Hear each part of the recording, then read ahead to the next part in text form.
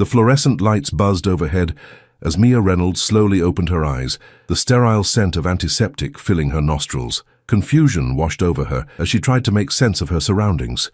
White walls, beeping machines, and the unmistakable sound of hospital activity in the corridor outside. A dull ache pulsed through her body, concentrated most severely in her left side and head. "You're awake," a gentle voice said. An older nurse with kind eyes adjusted something on one of the machines. "You gave us quite a scare, dear." Mia attempted to sit up, but winced as pain shot through her ribs. What happened?" Her voice was barely a whisper, her throat dry and scratchy. "Car accident," the nurse explained, helping Mia sip water through a straw. "A taxi ran a red light and hit your side of the car. You've been unconscious for nearly 18 hours. Fragments of memory flashed through Mia's mind, the screech of tires shattering glass, a deafening crash. She had been heading home after her evening shift at the downtown diner, exhausted after being on her feet for 10 hours. The baby! The words tumbled from her lips before she could stop them, her hands instinctively moving to her stomach. Panic surged through her veins. The nurse's expression softened. "The baby is fine, honey. We've been monitoring closely. That little one is quite the fighter, just like Mama." Relief flooded through Mia, momentarily overshadowing her physical pain. At 12 weeks, her pregnancy barely showed, hidden beneath loose-fitting uniforms and aprons at the diner. No one knew. Not her co-workers, not her few friends, and certainly not the baby's father. "We've contacted your emergency contact," the nurse continued, checking Mia's IV. "He should be here soon." Mia's heart lurched painfully in her chest. "My emergency contact? Who?" The question died on her lips as realization dawned. 3 months ago, when she'd started working at the upscale Jackson Square diner, she'd filled out employee paperwork, including emergency contact information. In a moment of weakness, or perhaps hope, she'd written down his name, James Calloway. "No," Mia whispered, panic rising. "No, you can't call him. I need to change that information." The nurse looked confused. "He's already been notified, dear. In fact, he seemed quite concerned and said he'd be here right away." Mia closed her eyes, willing this to be just another part of her nightmare. James Calloway, billionaire tech entrepreneur, her former lover, and the unwitting father of her unborn child, was the last person she wanted to see, especially now, especially like this. Their whirlwind romance had been the stuff of fairy tales, at least in the beginning. They'd met 6 months ago when James had wandered into the diner late one night, dressed in jeans and a simple t-shirt that gave no indication of his wealth. He'd been charming, down-to-earth, and seemed genuinely interested in her, not just her appearance, but her dreams, her struggles, her mind. For 8 weeks, Mia had lived in a dream. Candlelit dinners, weekend getaways, passionate nights in his penthouse overlooking the city. James had introduced her to a world she'd only glimpsed from the outside, treating her not as an accessory, but as an equal despite the vast gulf between their social positions. Then reality had crashed in. Veronica, his ex-girlfriend from the same privileged world, had returned from her extended European trip. Tall, sophisticated, and impeccably connected, she fit seamlessly into James's life in ways Mia never could. Within days, photos of James and Veronica at charity galas and exclusive events had flooded social media. When James had called Mia to his office, she'd known what was coming. "It's complicated," he'd said, not quite meeting her eyes. "Veronica and I have history, connections, shared interests. Our families have been close for generations." What he hadn't said was equally clear. Mia, with her community college education and waitressing job, had been a temporary diversion, entertaining, perhaps even meaningful, but ultimately unsuitable for his world. She'd walked away with her dignity intact, refusing to cry until she was alone in her tiny apartment. 2 weeks later, when the pregnancy test showed positive, she'd made her decision. She would handle this alone. James had made his choice, and she wouldn't use a baby to force herself into a world that had already rejected her, and now he was coming here. A soft knock at the door pulled Mia from her thoughts. A young doctor entered, clipboard in hand.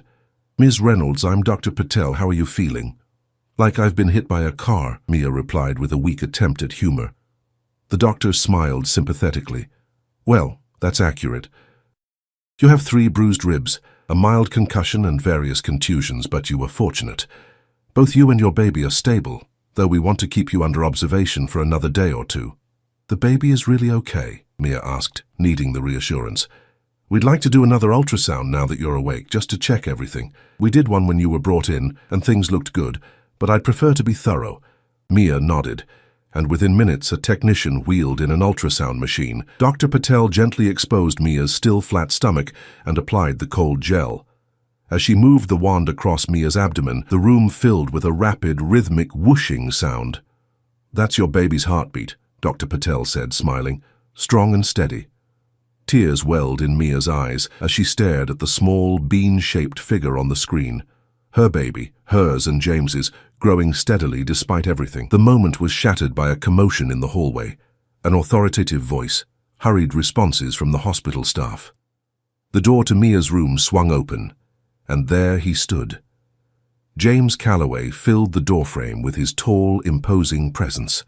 Immaculately dressed in a charcoal suit that probably cost more than Mia's monthly rent, he looked every bit the powerful billionaire. But his normally composed face was pale with concern, his dark hair slightly disheveled, as if he'd been running his hands through it, a nervous habit Mia remembered well. His eyes found hers first, relief washing over his features. Then his gaze shifted to the ultrasound screen, still displaying the unmistakable image of a fetus, while the rapid heartbeat continued to fill the room. James froze, his expression transforming from concern to shock as the implications hit him. His lips parted, but no words emerged.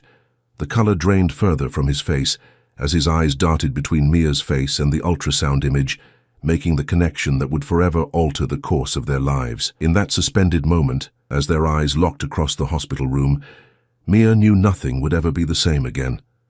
The silence stretched between them, taut and heavy with unspoken words. Dr. Patel looked between Mia and James, sensing the tension. "I'll give you some privacy," she said, wiping the gel from Mia's stomach and quietly shutting down the ultrasound machine. "A nurse will check on you shortly." As the door closed behind the doctor, James remained rooted to the spot, his gaze still fixed on Mia's abdomen, where the ultrasound wand had been moments before. "You're pregnant," he finally said, his voice barely above a whisper. Mia pulled the thin hospital blanket higher, as if it could shield her from his penetrating stare. "Yes." "And it's—" He couldn't seem to finish the question. "Yours?" Mia's chin lifted slightly, a flash of defiance in her eyes despite her vulnerable position. "Yes, James. The baby is yours." He moved then, taking a few mechanical steps to the chair beside her bed before sinking into it. His hands that confidently guided billion-dollar deals and commanded boardrooms, trembled slightly as he ran them over his face. "How long have you known?" "About 2 months. James's head snapped up, eyes narrowing. 2 months, and you didn't think to tell me? Tell you what exactly?" Mia's voice remained calm, though her heart raced painfully against her bruised ribs. "That the waitress you dumped for your socialite ex-girlfriend was carrying your child? Would that have fit conveniently into your perfect life, James?" He flinched at her words. "That's not fair, Mia. What we had ended when Veronica came back," she interrupted, unwilling to hear whatever rationalization he'd crafted. "You made your choice very clear." James leaned forward, elbows on his knees. Up close, Mia could see the exhaustion etched in the fine lines around his eyes, the tension in his jaw. He looked older than his 34 years in that moment. "You should have told me," he insisted, but the anger in his voice had dimmed, replaced by something more complex. "This isn't just about you or me, it's about our child. Our child." The words sent an unexpected pang through Mia's chest. In the lonely weeks since discovering her pregnancy, she'd thought of the baby as hers alone, her responsibility, her future, her small family of 2. Hearing James claim connection so easily stirred emotions she wasn't prepared to face. "I was going to handle it myself," she said quietly. "I don't need your money, if that's what you're worried about." "Money?" James looked genuinely bewildered. "You think that's my concern right now? My God, Mia, you're lying in a hospital bed after nearly being killed, carrying my child that I just learned exists. Money is the last thing on my mind." Outside the window, rain had begun to fall, pattering softly against the glass and casting the room in a grey, muted light that matched the somber mood. A nurse entered briefly to check Mia's vitals, her cheerful efficiency creating a jarring contrast to the emotional weight hanging in the air. When they were alone again, James spoke more softly. "Why didn't you want me to know?" Mia turned to look out at the rain, finding it easier than meeting his gaze. "You went back to your world, James, back to Veronica and your society functions and board meetings. I saw the pictures of you two together, looking perfect for the cameras.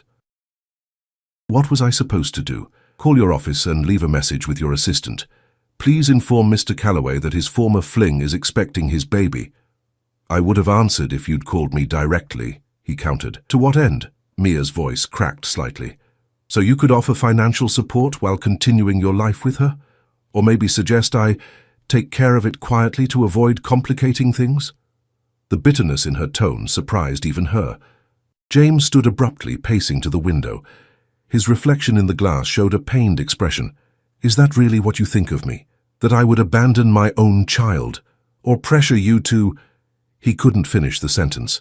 The truth was, Mia didn't know what to think anymore. The James she'd fallen for, thoughtful, gentle, seemingly unconcerned with the vast differences in their backgrounds, had disappeared so quickly when Veronica returned that it had left her questioning everything. Had any of it been real? "I don't know you, James," she admitted softly. "I thought I did, but—" He turned to face her, his expression unreadable. "You're right. I handled things badly when Veronica came back. I let external pressures influence my decisions, and I hurt you. That's on me." He took a deep breath. "But this changes everything, Mia. You have to see that." Before she could respond, her phone buzzed from the small table beside her bed. A text from her roommate and only close friend, Zoe, checking if she needed anything. The normalcy of it, the reminder of her real life, grounded Mia. "I need to call my work," she said, suddenly remembering. "They'll fire me if I don't show up for my shift tomorrow." James looked momentarily perplexed by this shift in conversation. Then understanding dawned. "That's what you're worried about right now? Your job at the diner?" "Some of us can't afford to miss paychecks, James," Mia replied, the strain of the situation making her tone sharper than intended. Without hesitation, he pulled out his phone. "What's the manager's name? I'll call right now and explain the situation." "Marcus Phillips. But you don't need to—" James was already dialing, stepping into the hallway to make the call. Through the partially open door, Mia could hear fragments of his conversation. Professional, authoritative, but not unkind. When he returned minutes later, his expression had softened somewhat.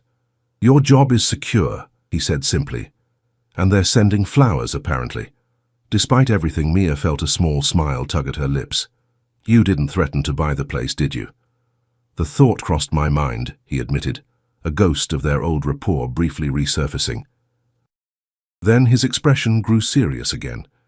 "Mia, we need to talk about what happens next." The brief moment of levity evaporated. "Nothing has to change, James. I've already made plans. Plans that don't include the father of your child?" "Plans that are realistic," Mia countered. "You're with Veronica now. You've rejoined your world. The galas, the yachts, the private jets. How exactly do you see me and this baby fitting into that picture?" James was quiet for a long moment, his gaze dropping to her stomach again. "Veronica and I broke up 3 weeks ago," he finally said. The revelation hit Mia like a physical blow. "What? It wasn't right? Going back to her was—" He shook his head. "It was the easy choice, not the right one. Our families were pleased, our social circles approved, but I was miserable." His eyes met hers, vulnerability evident in their depths. "I couldn't stop thinking about you, Mia. I tried to find you, but you'd left the apartment you were in when we were together. Your number was changed." Mia's mind reeled. She'd moved in with Zoe and changed her number specifically to make a clean break, to avoid the temptation of reaching out to him in a moment of weakness. "You broke up with Veronica before you knew about the baby?" she asked carefully. "Yes." His response was immediate, unwavering. "I realized I'd made a terrible mistake. And then today, getting that call from the hospital," his voice broke slightly, "when they said you were hurt, that you'd been in an accident, I thought I might lose you before I ever had the chance to make things right." Outside, the rain fell harder, drumming against the window as thunder rumbled in the distance. The storm outside mirrored the tumult of emotions within Mia: confusion, hope, fear, and beneath it all, the lingering ache of how deeply his rejection had hurt her. "I don't know what to say," she admitted. This is a lot to process. James moved back to her bedside, hesitantly reaching for her hand. After a moment's hesitation, she allowed him to take it. I know, he said softly. And I know I have no right to walk back into your life and expect anything. But that's my child too, Mia. And regardless of what happens between us, I want to be part of his or her life. As his thumb gently stroked the back of her hand, a gesture so achingly familiar, Mia felt tears threatening again. Hormones, she told herself, but knew it was more than that. I need time, she whispered. This is all happening so fast. James nodded, squeezing her hand gently. We have time. Right now, the most important thing is making sure you and the baby are healthy and safe. He paused, then added carefully, Will you let me help with that at least? Before Mia could answer, there was another knock at the door. The nurse entered with a dinner tray, breaking the intimate moment. As she fussed around Mia, checking monitors and adjusting pillows, James reluctantly released her hand and stepped back. But his eyes never left her face, filled with a determination that Mia recognized all too well. James Calloway was a man accustomed to getting what he wanted, to overcoming obstacles through sheer will and resources. Now, it seemed, those formidable qualities were focused on her and their unborn child. What that meant for her carefully constructed plans, for the independent future she'd envisioned, Mia wasn't sure. But as she watched him speaking quietly with the nurse, arranging for her comfort with the same attention to detail he likely applied to his business deals, one thing became startlingly clear. Nothing would be simple anymore. 3 days later, Mia found herself not in her cramped apartment shared with Zoe, but in the guest suite of James's sprawling penthouse overlooking the city. The decision hadn't come easily. She'd protested vigorously when he'd first suggested it, but her practical nature eventually prevailed over pride. It's just until you're fully recovered, James had insisted, as she was discharged from the hospital. The doctor said you shouldn't be alone, and your apartment doesn't have an elevator. My place has a medical-grade bed being delivered, round-the-clock security, and I've arranged for a nurse to check on you daily. I can't afford any of that, Mia had countered. I'm not asking you to. Now, as morning light streamed through floor-to-ceiling windows, Mia sat propped against pillows on a bed, more comfortable than any she'd ever slept in. Her bruises had begun to fade from angry purple to yellowish green, and the pain in her ribs had dulled to a manageable ache. On the bedside table sat a breakfast tray with fresh fruit, whole-grain toast, and prenatal vitamins. James had apparently consulted with a nutritionist specializing in prenatal care. A soft knock at the door preceded James's entrance, already dressed for the office in a tailored navy suit, his dark hair still damp from the shower. How are you feeling this morning? He asked, his gaze automatically dropping to her stomach, as it often did. Better, Mia admitted. The nausea isn't as bad today. He nodded, relieved. I have meetings until 3, but Mrs. Winters will be here if you need anything, and the nurse is coming at noon. Mrs. Winters, James's housekeeper of 15 years, had taken an immediate liking to Mia, treating her with a motherly concern that made the opulent surroundings feel somewhat less intimidating. I'll be fine, Mia assured him. You don't need to rearrange your entire life for me. A shadow crossed his face. My entire life is already rearranged, Mia, in the best possible way.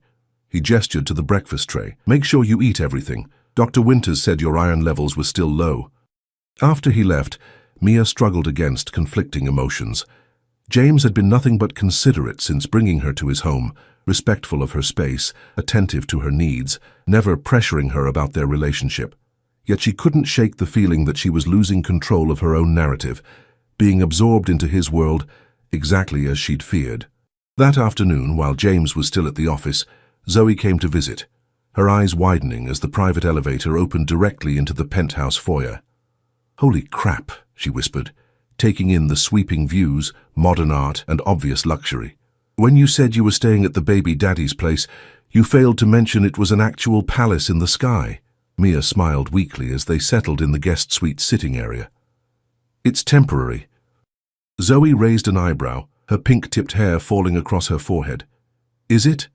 Because from where I'm sitting, it looks like Billionaire baby daddy is setting up house. It's not like that, Mia protested. He's just being responsible. Mia, Zoe said gently, the man has redecorated an entire suite for you, hired medical staff, and apparently bought out half the maternity section at Nordstrom. She nodded toward the walk-in closet, where several shopping bags with designer labels sat unopened. That goes beyond responsibility. Mia couldn't argue with the observation. Yesterday, packages had arrived containing maternity clothes in exactly her size, comfortable yet elegant pieces she could never have afforded. When she'd questioned James, he'd simply shrugged and said, "You mentioned your jeans were getting tight." "I don't know what he wants," Mia confessed, absently running a hand over her stomach, where the smallest bump had begun to form. "Sometimes I catch him looking at me like he used to. Other times he's so formal and careful, like I'm some delicate business negotiation." "Have you tried, I don't know, asking him?" Zoe suggested with characteristic bluntness. Before Mia could respond, the elevator chimed, announcing James's early return. He entered carrying more shopping bags and a thick folder of papers. "Oh," he said, seeming momentarily thrown by Zoe's presence. "I didn't realize you had company." Zoe stood, extending her hand with more confidence than most people showed around him. "I'm Zoe Bennett, Mia's best friend and former roommate. I've heard absolutely nothing about you, which means you must be pretty special." James's surprise gave way to a genuine smile as he shook her hand. "James Calloway. I've heard quite a bit about you, actually. Mia says you've been her rock these past months." "Someone had to be," Zoe replied pointedly. An awkward silence fell, broken when James cleared his throat. "I'll leave you two to visit. Mia, when you have a moment, I'd like to discuss something with you." After he disappeared down the hallway, Zoe let out a low whistle. "Wow. The tension in here is thicker than my grandma's gravy. And that's saying something." Despite everything, Mia laughed, her first real laugh in days. "It's complicated." "Life usually is," Zoe replied, suddenly serious. "But Mia, speaking as someone who grew up with a single mom struggling to make ends meet, if this guy genuinely wants to be involved, to provide for his child, don't let pride stop you." She squeezed Mia's hand. "Just be sure you're not trading your independence for security. No penthouse is worth that." After Zoe left, Mia found James in his home office, bent over his laptop. He looked up when she entered, his expression unreadable. "You wanted to talk?" she prompted. "Yes." He closed the laptop and gestured to the chair opposite his desk. "I had my lawyers draw up some papers." Mia's heart sank. So it would be formal after all. Financial arrangements, custody agreements, the businesslike dissection of their unplanned connection. James slid the folder across the desk. "It's a trust for the baby. I've set aside $20 million initially with provisions for education, healthcare, and future security. You'll be a co-trustee with full access." Mia stared at the folder without opening it, feeling suddenly nauseous again. $20 million? "It's a starting point," James said, as if discussing a modest savings account. "I want to be clear that you'll both be taken care of, regardless of other circumstances." "Other circumstances," Mia repeated flatly. "You mean regardless of whether I decide to let you into our lives?" James leaned back in his chair, his professional demeanor slipping. "That's not what I meant. I just wanted to address the practical matters first, to show you I'm serious about my commitment." "With money," Mia said, the words tasting bitter. "It's what I know how to do, Mia." For the first time since the hospital, frustration crept into his voice. "I can't carry the baby for you. I can't erase the fact that I hurt you. But I can make sure neither of you ever has to worry about healthcare or education or opportunity." "Is that so wrong?" Mia stared at him, really seeing him for perhaps the first time since the accident. Behind the polished exterior of the billionaire was a man floundering, trying to find solid ground in a situation he couldn't control with his usual tools: wealth, influence, strategic planning. "No," she said more softly. "It's not wrong. It's actually very thoughtful." "But James, this baby isn't a business venture, and I'm not an investment." He ran a hand through his hair, mussing his perfect style. "I know that. God, Mia, don't you think I know that? I'm trying my best here, but I have no blueprint for this, no manual for how to tell the woman you never stopped loving that you want more than just financial involvement in her life and your child's." The words hung in the air between them. Never stopped loving. Mia felt as if the floor had tilted beneath her. "What did you just say?" she whispered. James looked stricken, as if he hadn't meant to make such a revelation, but rather than backpedal, he met her gaze directly. "I never stopped loving you, Mia. Going back to Veronica was the biggest mistake of my life. I knew it almost immediately, but my pride," He shook his head. By the time I worked up the courage to find you, you were gone. Mia sank deeper into the chair, one hand instinctively covering her small bump. You broke my heart, she said quietly. I trusted you and you discarded me for someone who fit better into your world. I know, he acknowledged, the pain evident in his voice. And I've regretted it every day since. When I got that call from the hospital, he swallowed hard. I thought I was being given a second chance just to make amends, finding out about the baby. It was like the universe was offering me a miracle I don't deserve. Mia didn't know what to say. Part of her, the part that still woke reaching for him in the night, wanted to believe him. Another part, the protective shell she'd built around her heart, warned that words came easily to a man like James. Actions were what mattered. I need to think, she finally said, rising carefully to avoid jarring her healing ribs. This is a lot to process. James nodded, not pushing further. Take all the time you need. I'm not going anywhere. That evening, Mia sat on the guest suite's balcony, watching the city lights flicker to life as dusk descended. Her phone buzzed with a text from Zoe. Well? Did you talk to him? Before she could respond, she heard voices from the main balcony around the corner, James speaking to someone. Curious, she moved closer to the partition separating the spaces. I don't care what the board thinks, Michael, James was saying tersely. I'm not flying to Tokyo next week. Mia needs me here. A pause, then. Yes, I understand it's $100 million deal. Find another solution. Another pause, longer this time. When James spoke again, his voice had hardened. Let me be very clear. My priorities have changed. My family comes first now. Yes, I said family. Mia and our child are my primary concern. If the board has a problem with that, they're welcome to review my controlling interest in the company. The conviction in his voice sent an unexpected warmth through Mia's chest. Family. He'd called them his family. As she slipped back to her own balcony, a movement in the penthouse across the street caught her attention. A telephoto camera lens glinted in the fading light, pointed directly at James's balcony. Paparazzi. Cold dread washed over her. How long had they been watching? What had they seen? The tabloids had always been obsessed with James's life, his wealth, his relationships, his business dealings.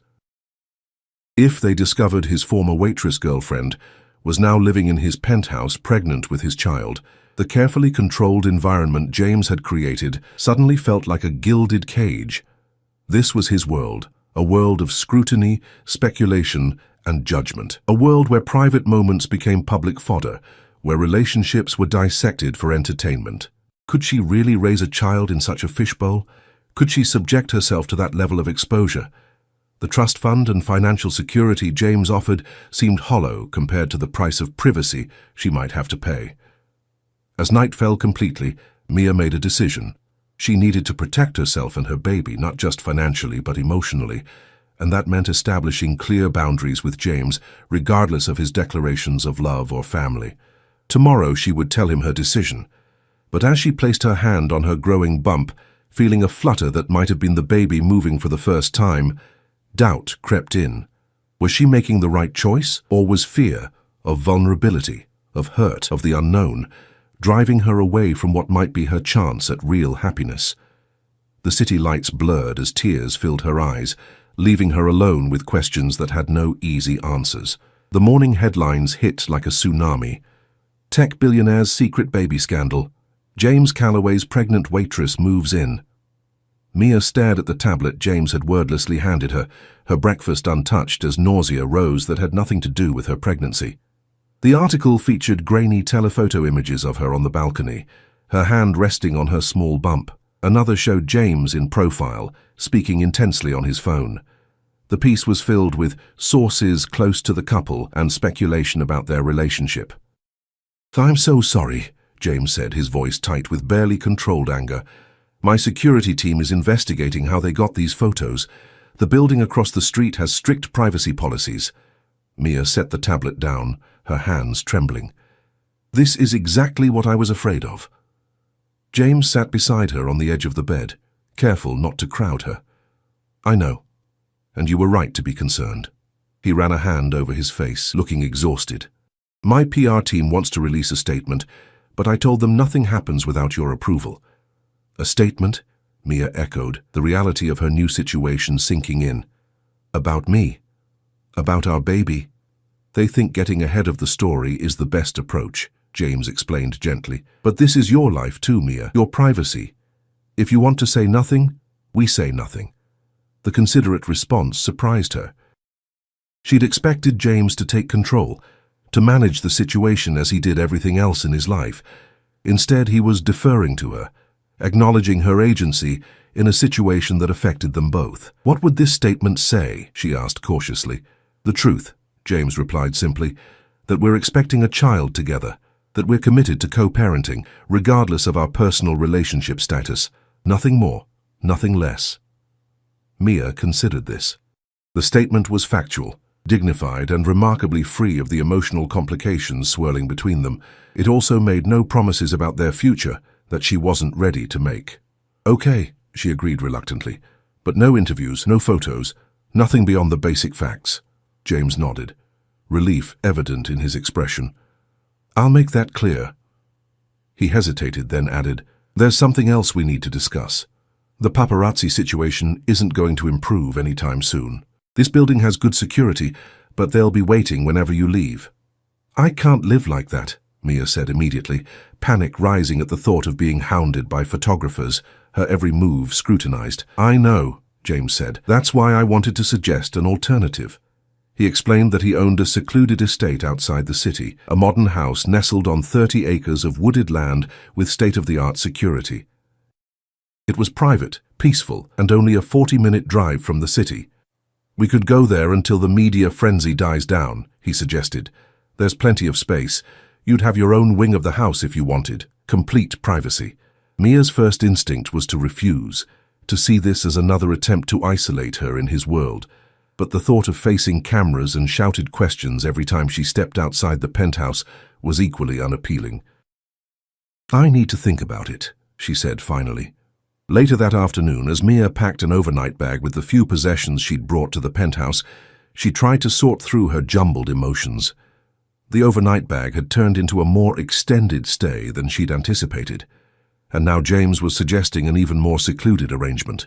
Was she running away with him, or running away from reality? A soft knock interrupted her thoughts. Mrs.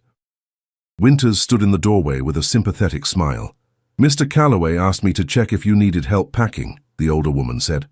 I'm fine, thank you, Mia replied, folding a sweater that still smelled like her small apartment, a life that seemed increasingly distant. Mrs. Winters lingered, her expression thoughtful. You know, I've worked for Mr. Calloway for 15 years, she said conversationally. Seen all his ups and downs, his successes and mistakes. Mia stilled her hands, sensing the housekeeper had more to say. In all that time, Mrs. Winters continued, I've never seen him like this. When that hospital called, she shook her head. He was terrified, Ms. Reynolds, not just concerned, terrified. He cancelled a meeting with the Japanese finance minister and was out the door before his assistant could even arrange the car. Mia wasn't sure how to respond. The image of James, always so controlled, in a state of panic over her, was difficult to reconcile with the man who had so easily walked away months ago. And these past few days, Mrs. Winters went on, straightening items on the dresser, he's been different, more present. He actually ate breakfast at the table yesterday instead of taking calls. I found him looking at nursery designs on his tablet. Her eyes crinkled with a smile. That man has never so much as glanced at an interior decorating website in all the years I've known him. Despite herself, Mia felt a warmth spreading in her chest at the thought of James planning for their child's arrival. He hurt me, she said quietly, giving voice to the fear that had been holding her back. How do I know he won't do it again? Mrs. Winters nodded understandingly. You don't. That's the hard truth about relationships, dear. But sometimes people make mistakes they truly regret, mistakes that change them. The question is whether you think what you might build together is worth the risk. With those words, she excused herself, leaving Mia alone with thoughts that seemed somehow clearer than before. 2 hours later, Mia found herself in the passenger seat of James's less conspicuous Range Rover as they left the city behind. They'd managed to evade the photographers through the building's service entrance, though the escape had felt uncomfortably like a covert operation. As urban sprawl gave way to rolling countryside, neither spoke much. James seemed to sense her need for space, focusing on the road while occasionally glancing at her, with an expression she couldn't quite decipher. The estate, when they finally arrived, took Mia's breath away. Set back from a private road, the modern house of glass and stone seemed to rise organically from the landscape, surrounded by mature trees just beginning to show autumn colors. Inside, the spaces were warm and inviting despite their size, less ostentatious than she'd expected, with comfortable furnishings and natural materials. "This was my grandmother's land," James explained, as he carried her bag to a suite on the ground floor. "The original farmhouse burned down years ago. I rebuilt here because it was always my favorite place as a child, somewhere I could just be a kid, not a Callaway heir." The personal revelation touched something in Mia. It was a glimpse of the James she'd fallen for, the man beneath the billionaire facade who had vulnerabilities and memories just like anyone else. The suite he'd prepared for her was lovely, a spacious bedroom with views of the woods, a sitting area with a fireplace, and a luxurious bathroom. But it was the adjoining room that made her pause. It had been set up as a nursery, not finished but begun. The walls were a soft, neutral cream, the furniture simple but high quality. A rocking chair sat by the window, and beside it, a small bookshelf already contained classic children's books. "I hope it's not too presumptuous," James said uncertainly, watching her reaction. "I started it a few days ago, but I wanted to leave the final decisions to you. The colors, the theme, whatever you want." Mia's hand trailed over the smooth wood of the crib. "You did this yourself?" He nodded, seeming almost embarrassed. "I wanted it to be personal, not just something I paid someone to design. My grandfather taught me woodworking. The chair was his project, actually. I just refinished it." Tears pricked Mia's eyes as she absorbed the meaning behind his actions. This wasn't about money or control, or even making amends. This was a father preparing for his child's arrival with his own hands, creating something lasting and meaningful. That evening, they ate dinner on the terrace, watching the sunset paint the sky in brilliant oranges and pinks. The chef James had arranged had prepared a meal specifically designed for Mia's nutritional needs, but had then discreetly disappeared, leaving them alone. "Thank you for coming here," James said as they finished their meal. "I know it wasn't an easy decision." Mia nodded, sipping her sparkling water. "It feels like I'm living someone else's life," she admitted. 3 weeks ago, I was working double shifts at the diner, trying to figure out how I'd afford a one-bedroom apartment before the baby came. Now I'm hiding out at a billionaire's country estate, while the tabloids speculate about our relationship." James winced slightly. "When you put it that way, it does sound a bit surreal." "It is surreal," Mia insisted, but without hostility. "Your world is completely foreign to me, James. I grew up in foster care, worked since I was 15, put myself through community college one class at a time. I've never had anyone to rely on but myself." "You can rely on me," he said quietly. Mia met his gaze across the table. "Can I? You left once before when things got complicated." "That was the biggest mistake of my life," James replied, his voice thick with emotion. "I let other people's expectations dictate my choices. My parents, the board, society. I listened to everyone except my own heart." He leaned forward, his eyes intense. "I won't make that mistake again, Mia. Not with you, and not with our child." In the soft evening light, with crickets chirping in the surrounding woods and the scent of late summer flowers hanging in the air, Mia felt her carefully constructed walls beginning to crumble. "I'm scared," she confessed, "not just of being hurt again, but of this whole life. The scrutiny, the expectations, the enormous gap between your world and mine. What if it's not my world or your world anymore?" James suggested. "What if we build something new together? Something that takes the best of both?" The idea was appealing, a fresh start, a new foundation built on mutual respect and shared purpose. "I don't expect everything to be fixed overnight," James continued, when she didn't immediately respond. "Trust takes time to rebuild. But I'm asking for the chance to earn yours again day by day." He reached across the table, his hand open in invitation. "We're going to be parents together, Mia. That's a lifetime connection, regardless of anything else. I'd like to see if it could be more, but if friendship is all you can offer right now, I'll gratefully accept that." Mia looked at his outstretched hand.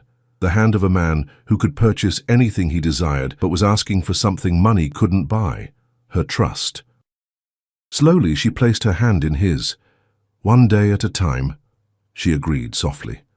6 months later, as spring transformed the estate's grounds with new life, Mia sat in the rocking chair James had refinished, their newborn daughter asleep in her arms. Sunlight streamed through the nursery windows, casting a golden glow over the peaceful scene. So much had changed in the months since they'd come to the estate. What had begun as a temporary refuge had become home. The media interest had eventually faded, as James's firm but respectful handling of the situation gave them little sensational material to work with. More importantly, the relationship between Mia and James had evolved, tentatively at first, then with growing confidence. They'd spent long evenings talking, really talking about their pasts, their fears, their hopes for the future. James had shared the pressures of growing up a Calloway, the weight of expectations that had led him to make choices that weren't true to himself. Mia had opened up about her childhood in foster care, her determination to create stability for herself, and her terror of depending on anyone else. Day by day, brick by brick, they'd built something new together, a relationship founded on honesty, mutual respect, and the deep love they both felt for their unborn child. Romance had rekindled naturally, neither rushed nor forced, but blossoming from the solid foundation they'd established.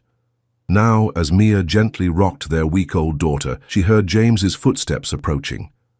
He entered quietly, his face softening as it always did when he saw their child. "How are my girls?" he asked, kneeling beside the chair to gaze adoringly at the tiny face nestled against Mia's chest. "Perfect," Mia replied with a tired smile. "She just ate and went right back to sleep." James brushed a gentle finger over their daughter's downy head. "She's amazing," he whispered. "You're both amazing." As they sat together in the peaceful nursery, their small family complete and content, Mia reflected on the unexpected journey that had brought them here. A chance meeting, a whirlwind romance, a painful separation, and then, through the most unexpected circumstances, a second chance that had changed everything. The accident that had nearly taken her life had instead given her something precious, the opportunity to build a life with a man who had learned from his mistakes, who valued her strength and independence even as he offered his support, who looked at their daughter with the same wonder and devotion that filled her own heart. "What are you thinking about?" James asked, noticing her thoughtful expression. Mia smiled, leaning down to press a kiss to their daughter's forehead before meeting James's gaze. "I'm thinking that sometimes the most beautiful destinations come from the most unexpected detours." He nodded, understanding exactly what she meant. Rising from his kneeling position, he leaned forward to kiss her softly. "I'm exactly where I'm meant to be," he murmured against her lips. "With the family I never knew I needed, but can't imagine living without." Outside, spring sunshine bathed the estate in warm light, promising new beginnings and growth. Inside in the nursery, James had built with his own hands, a family that had found each other against all odds embraced their future, one day, one moment, one heartbeat at a time.